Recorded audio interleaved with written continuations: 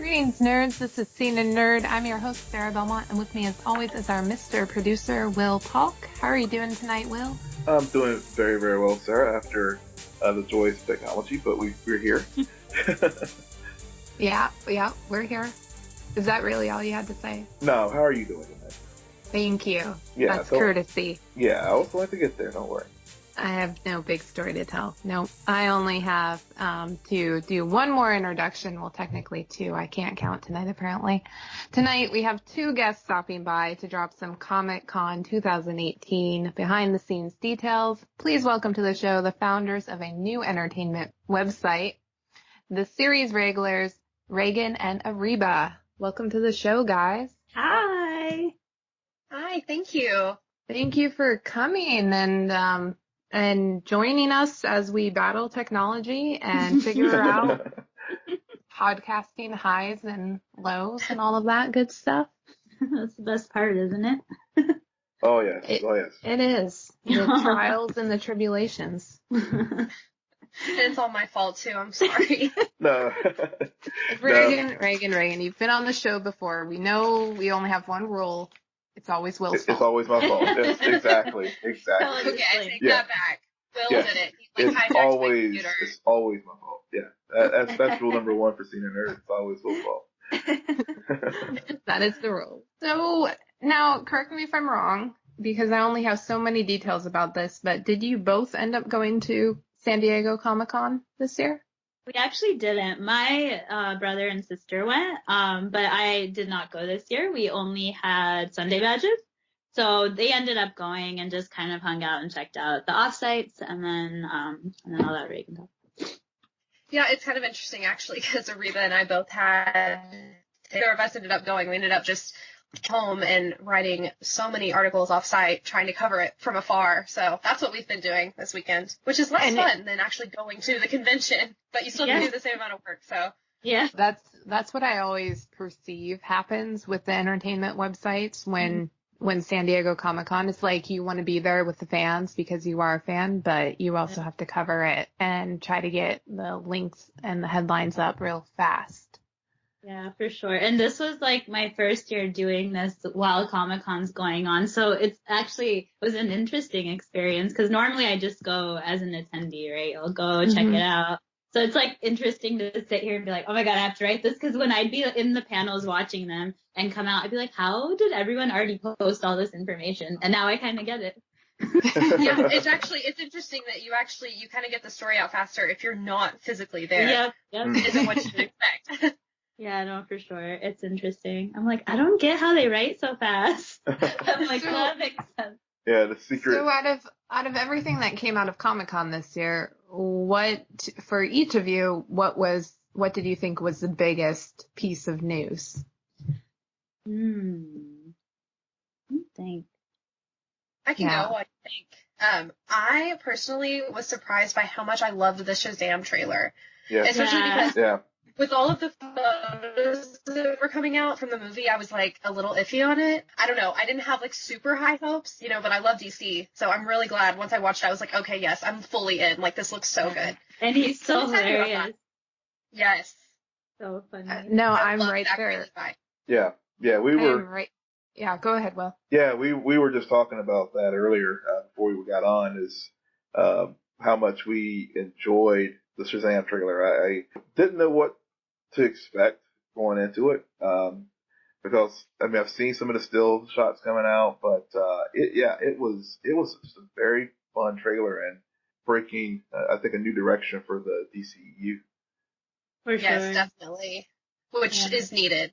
I mean, I love DC, but this is needed, so I'm glad that they're going kind of more lighthearted now. I almost wonder, so usually in the past, like when you go to the Warner Brothers panels, like they always have a montage. I don't know if anyone mentioned that like in Twitter or anything, but they always talk about like last year they announced Flash is going to be Flashpoint. I was surprised I didn't really hear anything about anything that's coming out. They didn't announce anything, right? I was surprised about that.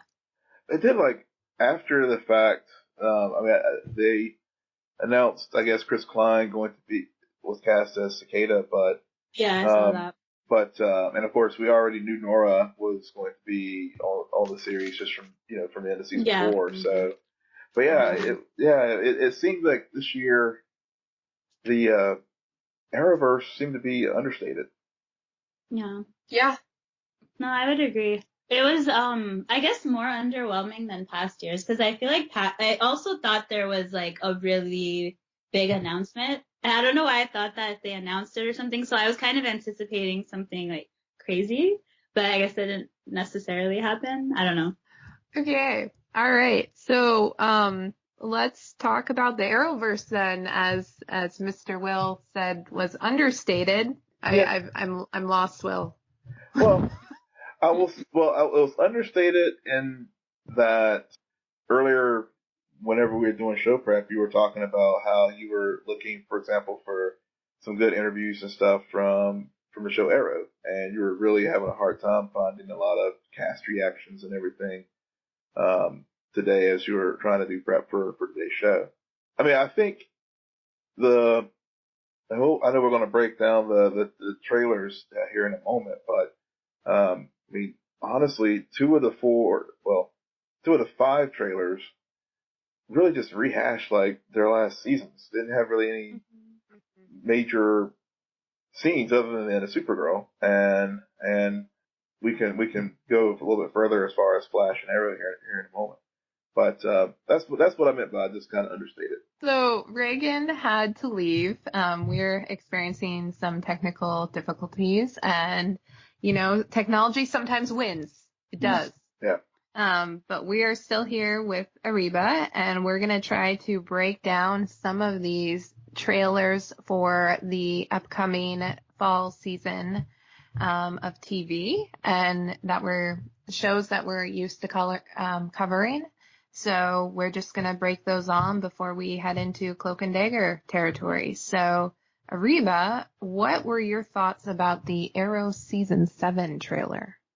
It was interesting. I think first of all, the hooded person, I think it's Roy, and I feel like they always try to, like, I don't think it's gonna be some villain or some secret. So I'm pretty sure that was my first thought, which I'm sure a lot of people were thinking. And I have to say that the scene when he's in the shower in the prison and the soap dropped, I was like, oh, and the person was behind him. I was like, uh-oh, I don't know how this is going on.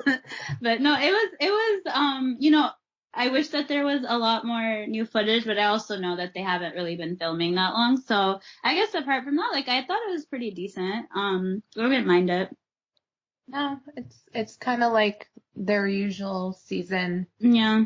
Sizzle reel trailer where it's mainly footage from the first episode, but it reminds you where things left off and the current setup for the first half of the upcoming season. So yeah, I thought it was cool. I could see if I didn't watch this show and that came on, I would probably be interested to see what was happening, because it's kind of unexpected to see the hero behind bars. Yeah, for sure. Yeah. So. Yeah.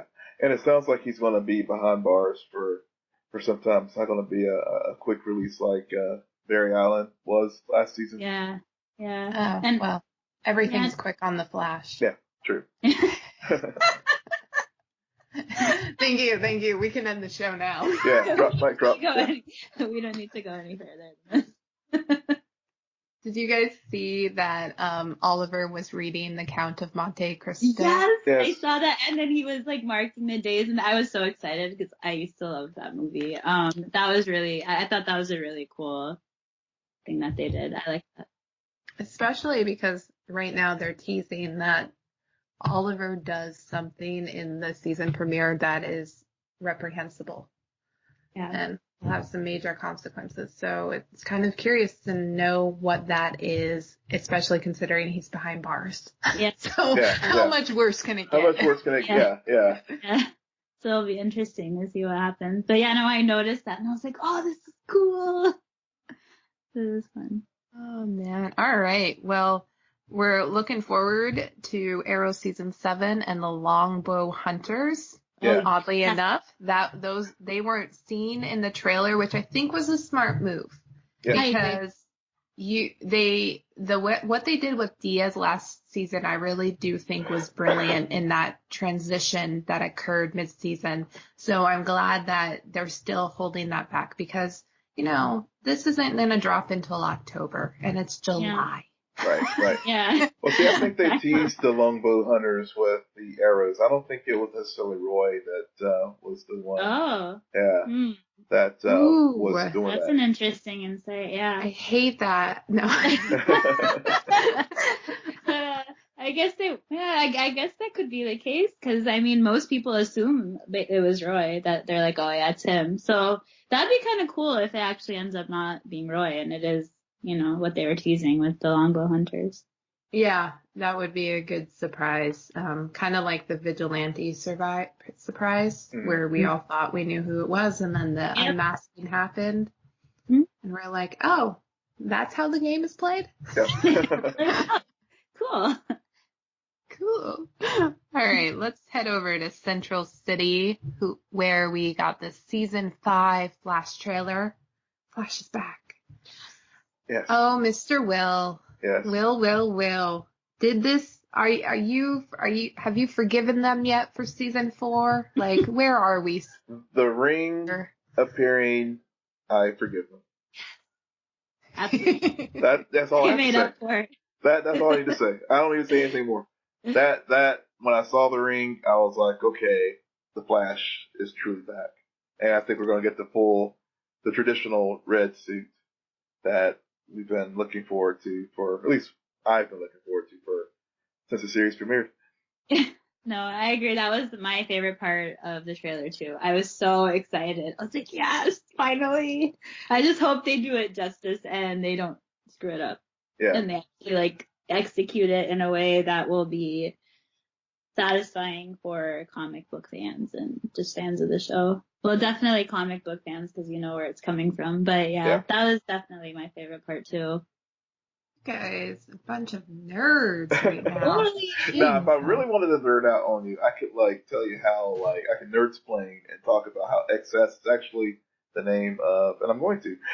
Yeah, do it. I need the history. Jenny Ognotz and not a Nora Allen, which I thought was going to be the head fake actually last season with Cecile's baby ended up being like a speedster or something like that or XS, but stay on tangent. Tangent. So Jenny Ognotz? Yeah. Okay, who's that? She is Barry's granddaughter. Okay. Yeah.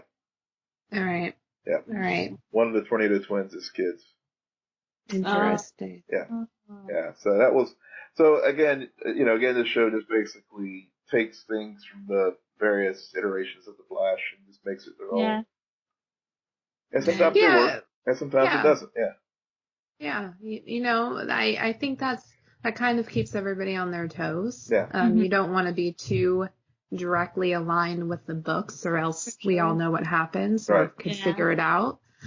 But you also want to allow geeks like you both to nerd out. Yeah, I think that's one of the things that they kind of do. They're not too bad at kind of balancing between both. Because then it's not gonna. I mean, it's still fun for comic book fans. I think if anything pops up, but yeah, as long as they don't totally ultimately screw up the story by taking it somewhere else, then we're good. Us nerds are good with that. Oh, you know what, Will? You know what stood out to me in the Flash trailer? You're gonna love this. So Iris is wearing that shirt that is the same shirt that Felicity wore last season that I also brought up. Yeah. Oh, what? That's so funny. Wait, what shirt? I didn't know. It's the color blocked green and purple. Felicity wore it, I want to say sometime after the mid-season of season 6, and then a few episodes later on The Flash, Iris is wearing it, and in the trailer, she's wearing that same shirt. That I noticed about these shows. That's hilarious. I didn't notice that. I have this weird I don't know why, but this isn't the first time when I've brought up like Felicity's wardrobe and how other characters are wearing bits. Yeah. They just like recycle it. They're just like on the rack. They're like, here you go. Yeah, I know we brought up one was a few weeks ago. We were talking about how Grant and Steven like had the same shirt. Yeah. Yeah. Oh my Yeah. god, that's so funny. I didn't even notice. I don't have to pay attention. So in the first season of The Flash, that first crossover episode with Felicity, she has that black dress, right? After she like gets dressed up to meet them at Jenner's. Yeah. That dress is actually used on a Vampire Diaries poster, and Caroline Forbes is wearing it. So what is the cicada cult? Ooh, he's an interesting villain because his thing is like the lightning bolt daggers, and that's kind of that's what he uses. That's like his weapon, and he basically just wants to kill all the people that the Flash has saved. Right? I think I'm thinking about it right. Yeah. So that's basically like he actually just wants to kill anyone that he's ever saved. And he does so with these crazy looking daggers, but really they're just like the flashing light bolt. So here's my thing. So obviously we saw the news that Chris Klein was cast as Cicada. So that's what I thought was really interesting. Yes, that was a very interesting choice, and I'm just when I saw that, all I could see was Oz, or the American Pie. I kept thinking American Pie. I kept thinking American Pie. So, I mean, I think they did a good job in the trick. I'm glad that timing wise, I think it was announced after the sizzle reel dropped, because the way the sizzle reel, introduced him was very, very good. I thought just a very, very threatening menace that is going to hit Central City. Yeah, my first reaction was, did a League of Assassins member suddenly head over to Central City as if it got bored at Star City or something? I mean, seriously, I was like, I bet those costume pieces are also reused. I'm just gonna be watching and looking to see if I can spot like who's eating what. It is a great game to play on this show because it is one universe. So the clothes should be relatively the same, and they're working with some TV budgets. So. Not literally the same. It's either money's going to have to go to wardrobe or special effects. So what do you think's going on? So I agree, Will. I think that the trailer did a good job of setting up the villain and also leaving a lot of mystery.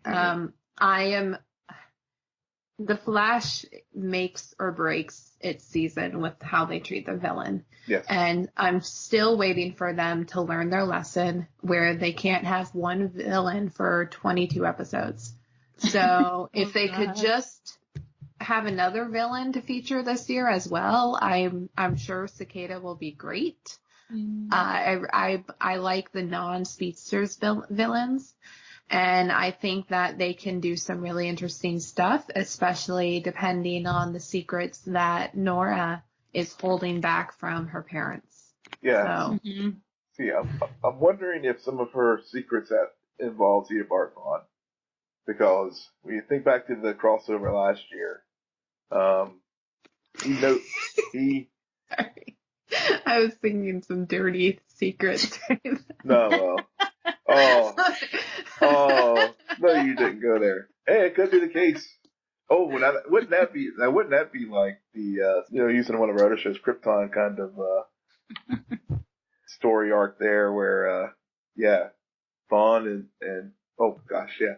Well, so I was watching an interview with the cast at Comic-Con, and the interviewer brought up the fact that both, what's the name of the guy that I don't like? Ralph and Cisco are both single, and how they could go after Nora.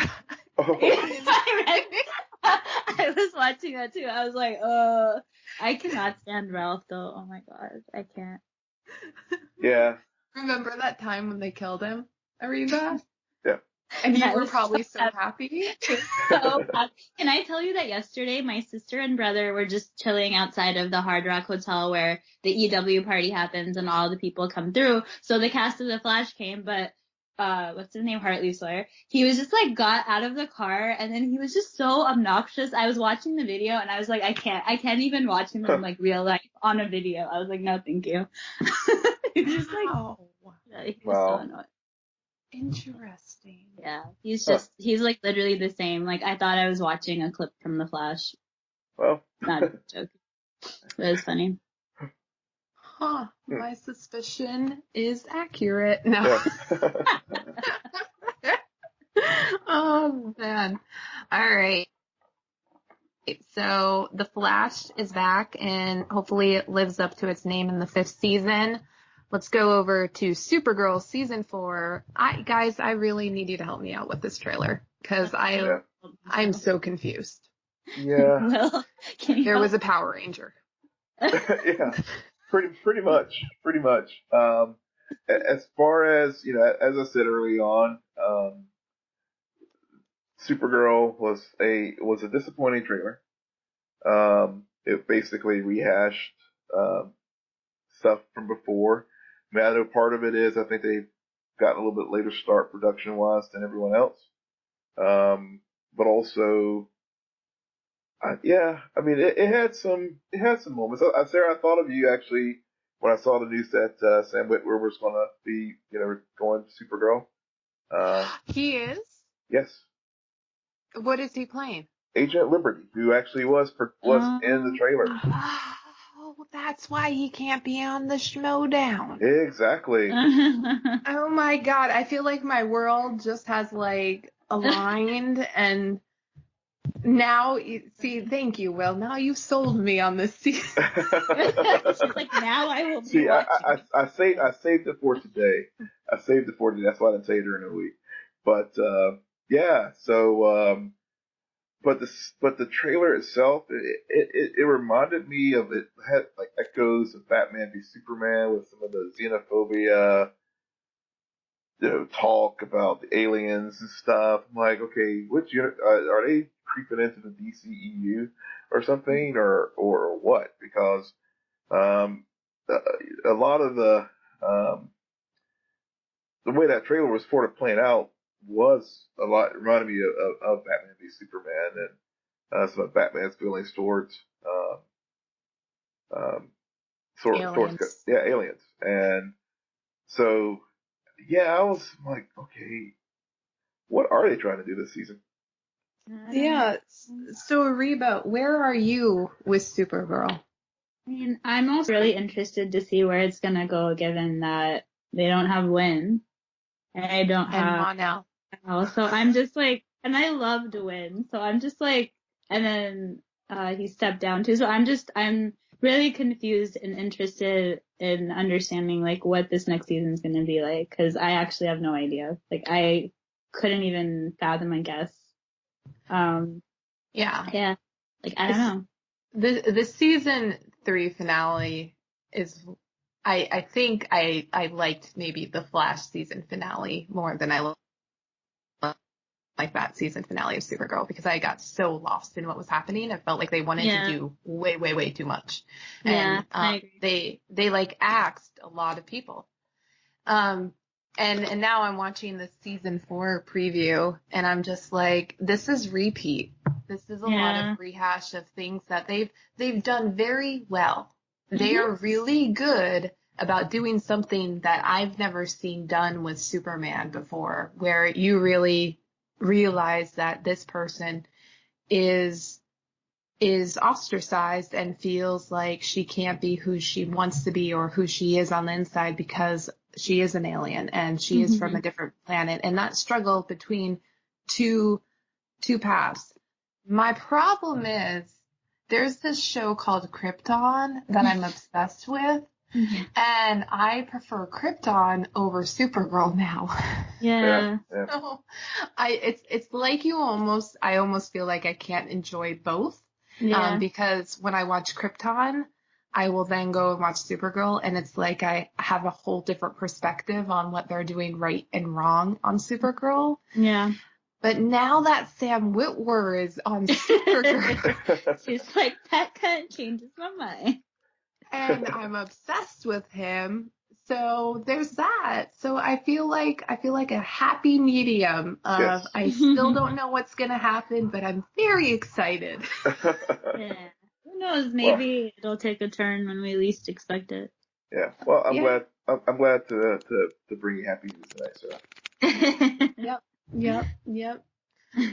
And it's funny that you bring up how you felt it was very Batman v Superman, because out of all the trailers that were dropped and all of the news, I'm surprised that we haven't brought this up already, but they did announce crossover Batwoman. Yes. Yeah. And Yeah. they teased it really in that Supergirl trailer. Or if I'm remembering of the correct trailer. Am I remembering? There's an awkward silence happening now. Oh, I know, No. because I know earlier in the week they had the sizzle reel out, but I have to go back and look at it. The Heroes and Villains one? Yeah, Right? yeah.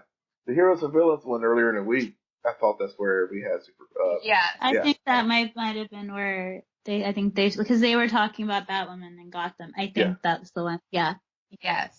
That trailer, but it was Supergirl who was interacting Mm-hmm. with Mhm. it. Yeah. That was it. Yay. Yeah, so maybe that was the Supergirl trailer that they just decided to just drop before Comic-Con because it was the whole Arrowverse Yeah. and Black Lady. Yeah, that really threw me off. Like, is Black Lightning part of the Arrowverse or not? They mention, who did they mention? Vixen and someone else in one of the episodes in the first season. So like, I think they mentioned, was it Supergirl and Vixen? They did mention Supergirl. Yep. Yeah. So they mentioned the characters. So I think we can assume so. But I don't know if I don't know if anyone asked or if they talked about it during the panel, if there is going to be. I actually thought that might be like an announcement they do this year at San Diego Comic-Con. I was like, oh, maybe they'll say that like they're officially going to do one, but I don't know yet. I wonder. Yeah. Well, I know we're not going to talk about their trailer in detail, but I know the Legends of Tomorrow did bring up the fact why they're not a part of the crossover, and I know they were basically. I think Katie Watts or maybe Brandon Ralph basically said, well, we're trying to, we're a different show now and trying to, establish themselves separate from the rest of the Arrowverse. Mm. And also just as far as story wise, and of course also the real world issue of just trying to coordinate like 4 different shows and a crossover. Yeah, for sure. And I think Black Lightning's filmed in Atlanta, so for them to like put together something like that, it's literally 2 corners. So when it does happen, and it's definitely going to require a lot of effort on their end. Yeah. So any thoughts on the Black Lightning season 2 trailer? Well, again, it was just basically a 5-minute recap of season 1. Yeah. Pretty much. I don't think there was anything new. I didn't see anything new at all. I didn't notice anything really. Yeah. So. The one thing I noticed that I think didn't happen in the first season, I'm pretty sure didn't. I don't recall it. Was the big fight in the school? It did. Remember? Like Tobias in the school? Yeah, Tobias and Black Light. Yeah. Remember they had the big showdown. Yeah, that did happen. Yeah. Yeah, it happened. I mean, I guess as far as news that came out of the Comic-Con. Why did they move it? Okay, never mind. Go ahead. Yeah, I think news-wise, the only thing that came out was Painkiller, the kid who was paralyzed, paralyzed from Tobias and was given all the drugs. Yeah, Khalil. Khalil, yeah. I guess he's been promoted to a series regular, but other than that, it really wasn't much. I think that was really it. Yeah, it was just that he's gonna be playing Painkiller and series regular, and I really think you're right. That was pretty much the gist of like what happened during their panel. Is it going to be 13 episodes or 22? Oh, I saw the number earlier when they were renewed, and the upfronts, and I want to say it was still a abbreviated season. Hmm. It looks like it is limited episode order. Yeah. Or actually, I don't know. This is conflicting, but yeah, I wonder. I think maybe either I don't know if it's 13, maybe 16. Huh. It's just interesting that they're still having it premiere in October. Yeah. Yeah, especially now that they're only on 5 nights a week since Supergirl's moving to Sunday. Yeah. Oh yeah, because CW is starting Sundays now too. Because they don't have enough space. Yeah. Crazy. Great. So you guys ready to talk Cloak and Dagger? Yeah. Yes. Let's definitely move on to Cloak and Dagger, which also had a great weekend at Comic-Con.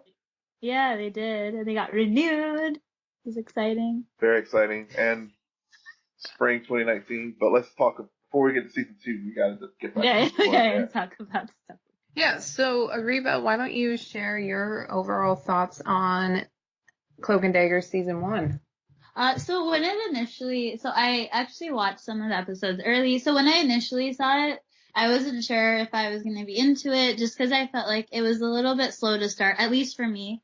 I felt like it started off a little slow, but now, it's every episode's pretty interesting. Like I really liked the most recent one. I liked, kind of learning about like the last level past and kind of understanding what's going on. And I thought the episode where, they're dealing with Ivan and kind of figuring out the depths of like the whole situation. So I'm definitely into it now, but in the beginning I was a little reluctant. I wasn't sure that if it was just gonna, because I felt really slow to me. I don't know if everyone felt like that or not, but I do like that the stories are more established. I'm liking that they're finally connecting a little bit more, because that was also the case too, right? Like they were trying to figure out what was going on, and then now that they are, so I'm enjoying where the story is going now more than I did when it first started. Right. I feel like this show just does exposition brilliantly, because I don't know if I've ever felt like the show was slow. I can probably see where you're coming from when you say that. But for me, I feel like every line and every scene has a purpose, even if you're not sure what that purpose is at that moment that you're watching it. And I think that there's some brilliance to that. And also how we're still just focused on these two characters and these two storylines. And yes, we have Detective O'Reilly, who kind of is this neutral player, but it is still very much about the independent, and notice I say independent journeys of Tyrone and Tandy, because as much as they are coming together, they're still on their own paths. And I respect this show so much for doing that purposely.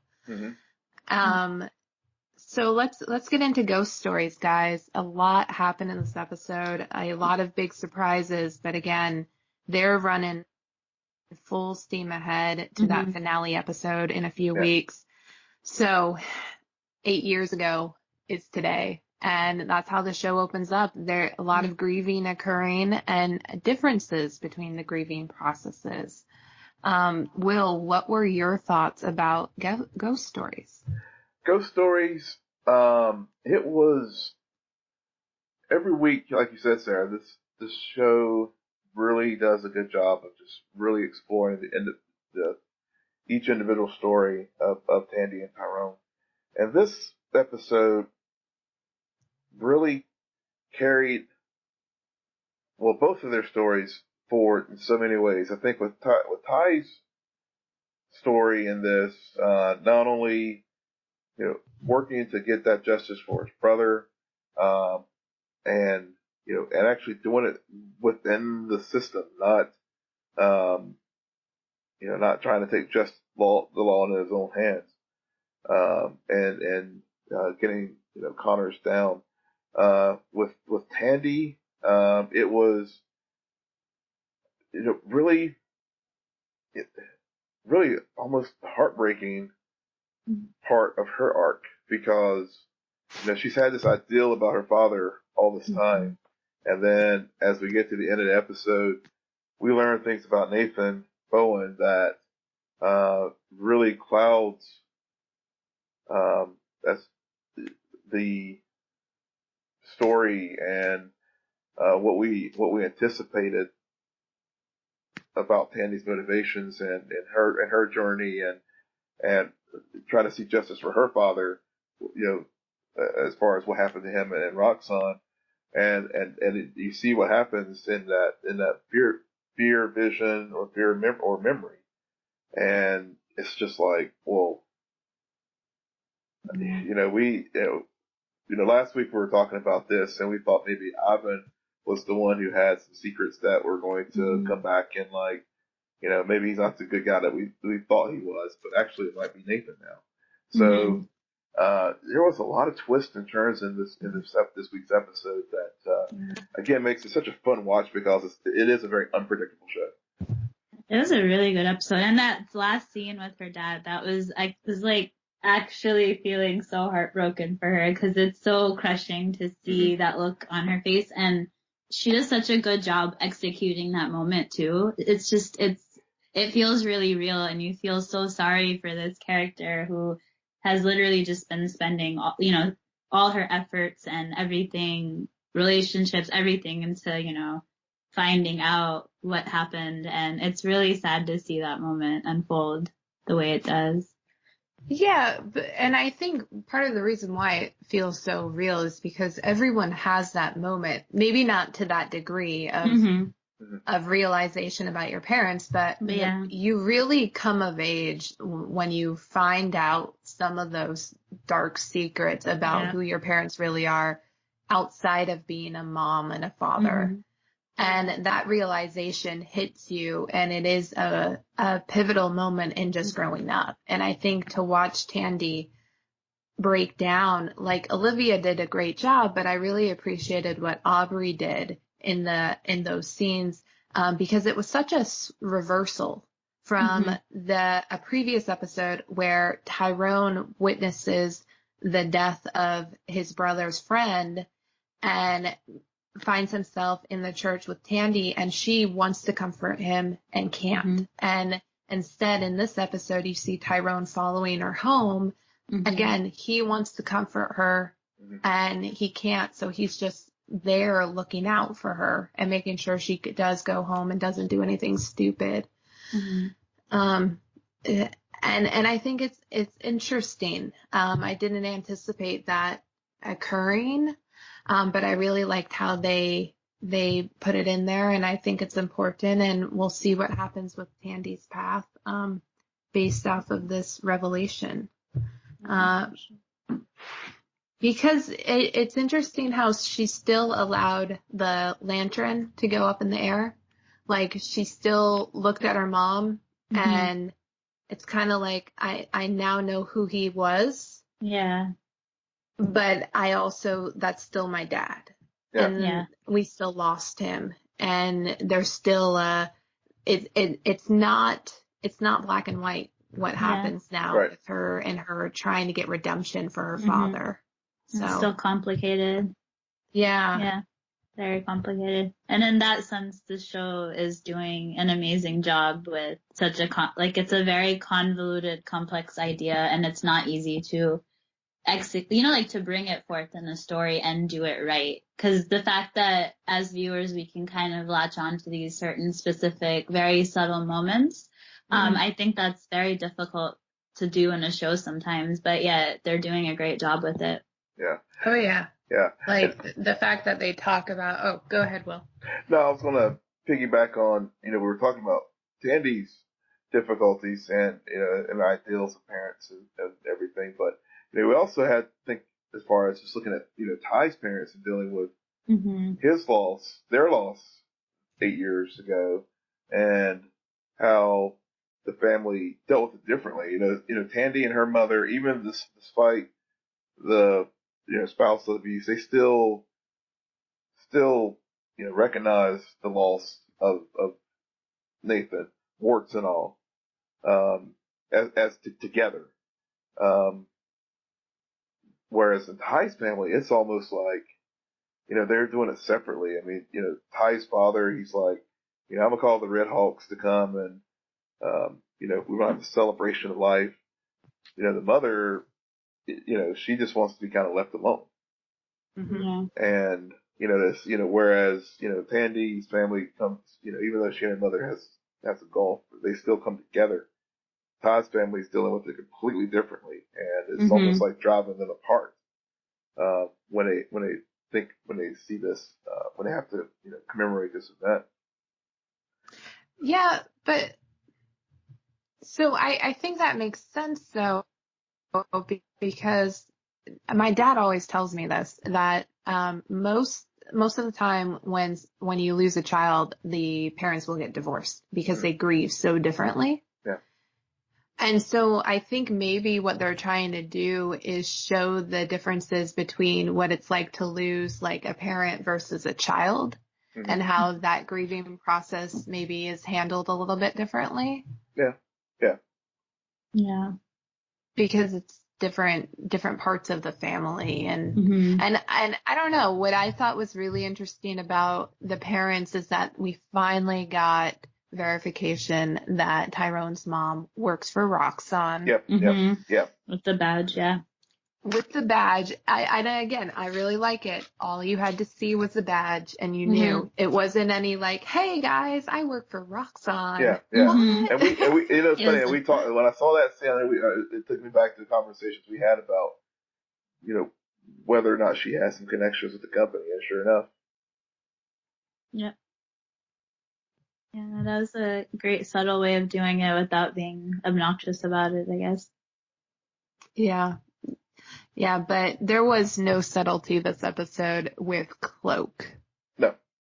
Cloak was there. No. Cloak has arrived, and he really did get his justice. Mm-hmm. Yeah.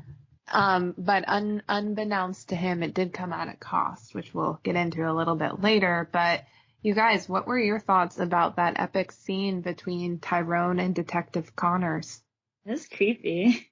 It was like, it's like creepy watching it, but it's just, I was just paying attention to his face and how alarmed he was. Cause it's like, I was almost like, is this gonna look weird? Cause he just kind of keeps like popping in and out, but kind of seeing the psychological impact it was taking on him. Like, I actually really enjoyed watching him get the bejesus scared out of him. Like, that was an entertaining thing to watch because he totally deserved it.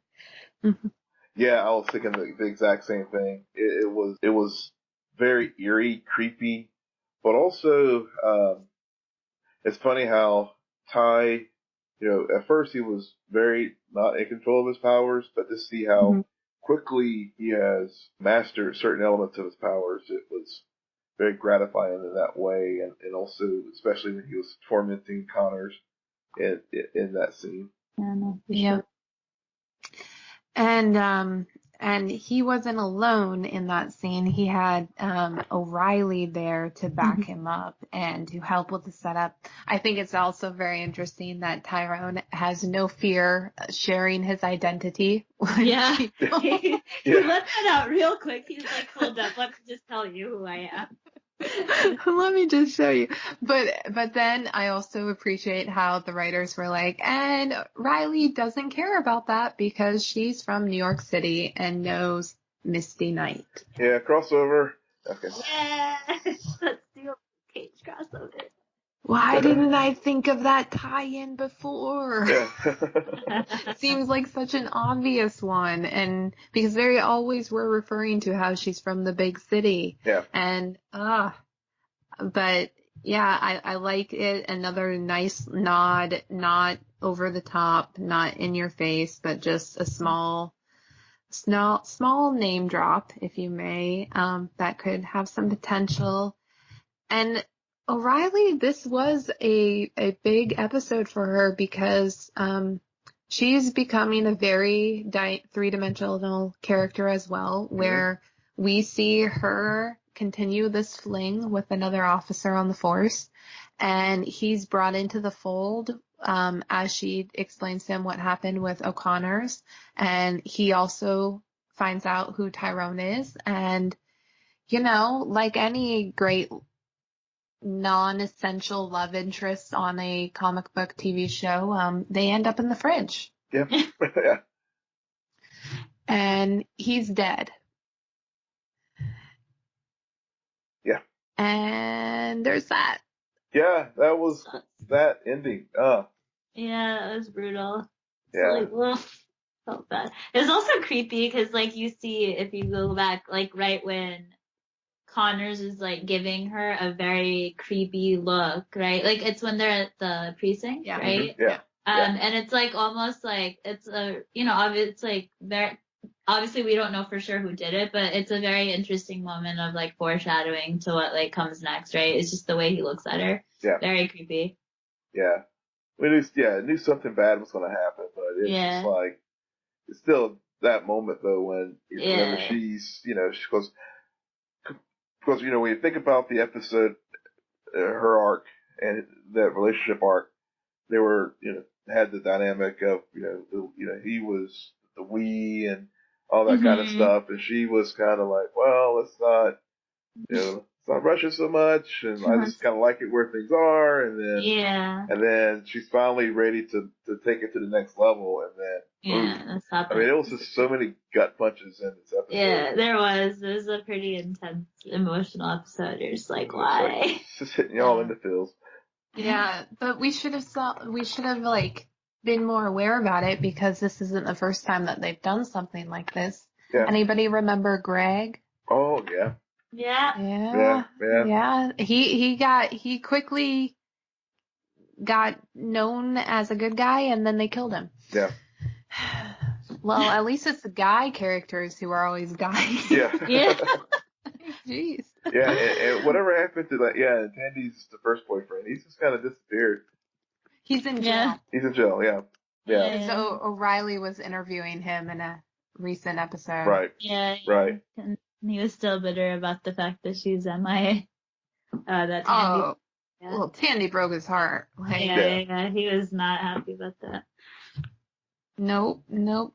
So any predictions on episode 9 or any last minute points about episode 8?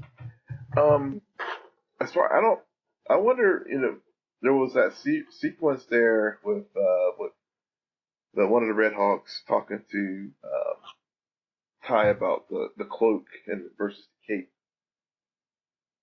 And I just, you know, wonder how that's going to.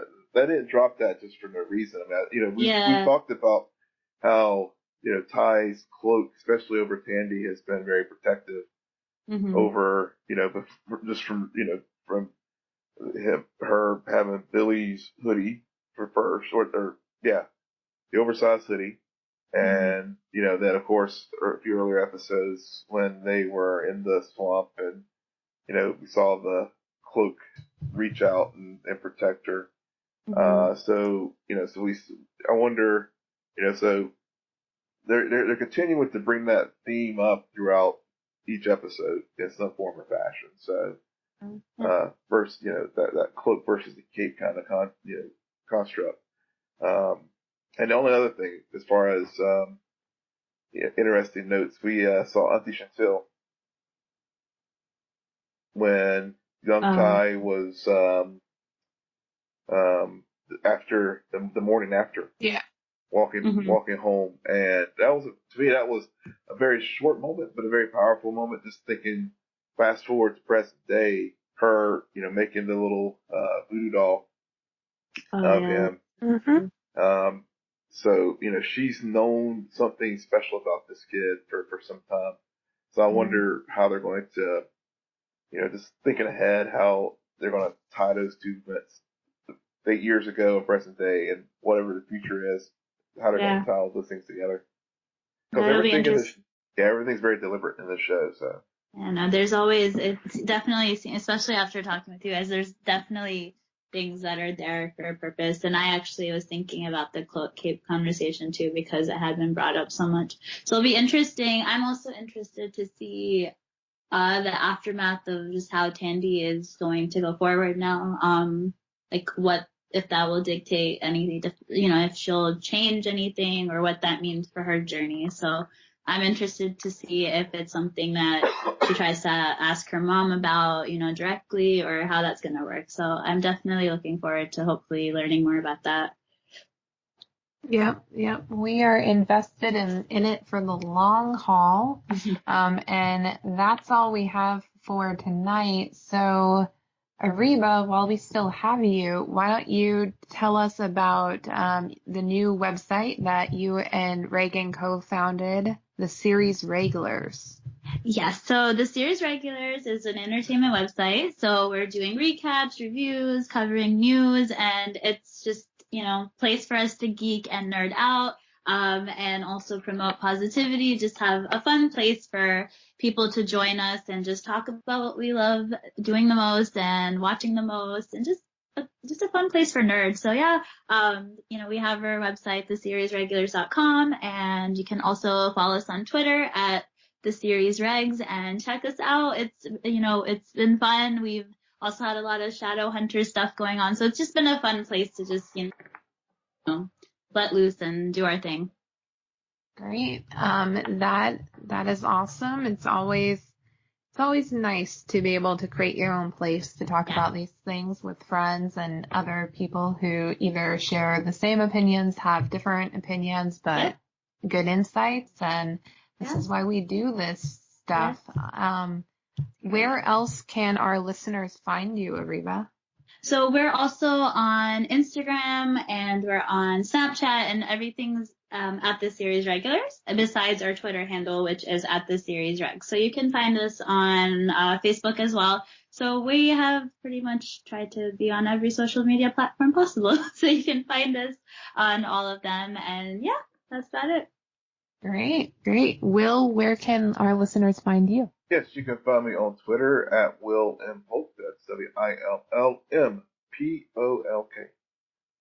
And you can find me on Twitter at SJBelmont, SJBELMONT. Follow our crew on Twitter at Cena Nerd. Friend us on Facebook. Follow us on Instagram. But most importantly, rate, subscribe, and comment on iTunes, SoundCloud, and Spotify. Good night, Geek Out. You're welcome.